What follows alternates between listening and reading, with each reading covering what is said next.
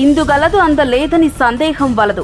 ఎందెందు వెతికినా అందందుగలదు కాంగ్రెస్ అవినీతి అని మరోసారి బట్టబయలైంది. నేషనల్ హెరాల్డ్ పేరుతో మనీ లాండరింగ్ చేసి వేల కోట్లు దోచేయాలని కాంగ్రెస్ భారీ కుట్ర పన్నింది. అసలు ఈ కుంభకోణం వెనుక జరిగిన కుట్ర ఏంటి? 1938లో ప్రారంభమైన నేషనల్ హెరాల్డ్ అనే వార్తాపత్రికను అసోసియేటెడ్ జర్నల్స్ లిమిటెడ్ అనే సంస్థ నిర్వహించింది. దాదాపు 5,000 మంది స్వాతంత్ర సమరయోధులు ఈ సంస్థను నడిపించారు. ఆర్థిక సంక్షోభంతో ఏజేఎల్ సంస్థ తీవ్ర అప్పుల్లో కూరుకుపోయింది. 2,000 కోట్ల రియల్ ఎస్టేట్ ఆస్తులను కలిగి ఉన్న ఈ సంస్థను ఎలాగైనా కొట్టేయాలని అప్పట్లోనే గాంధీ కుటుంబం కుట్ర పన్నింది. సంస్థను ఆదుకుంటామనే సాకుతో 90 కోట్లను అప్పుగా ఇచ్చింది. మెల్లిమెల్లిగా సంస్థను మళ్లీ అప్పుల్లోకి నెట్టివేసి 2008లో మొత్తం పత్రికనే మూతబడేలా చేసింది.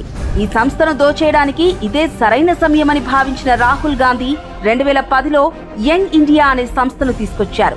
ఈ సంస్థలో సోనియా గాంధీ, రాహుల్ గాంధీకి 76% వాటాలు, మిగతా కాంగ్రెస్ నేతలకు మరికొన్ని వాటాలు ఉన్నాయి. అప్పటికే అప్పుల్లో ఉన్న ఏజేఎల్ సంస్థపై సోనియా గాంధీ, రాహుల్ గాంధీలు పట్టు సాధించారు. 50 లక్షల రూపాయలకే ఏజేఎల్ సంస్థను కొట్టేయాలనే కుట్ర చేశారు. ప్రస్తుత మార్కెట్లో 5,000 కోట్ల విలువ కలిగిన ఆస్తులను అప్పనంగా దోచేసి విదేశాలకు తరలించేందుకు కుయుక్తులు పన్నారు. వీరి దోపిడీ కుట్రపై ఆరోపణలు రావడంతో ఈడీ విచారణ ప్రారంభించింది. కాంగ్రెస్ అవినీతిని అందరి ముందు ఉంచింది.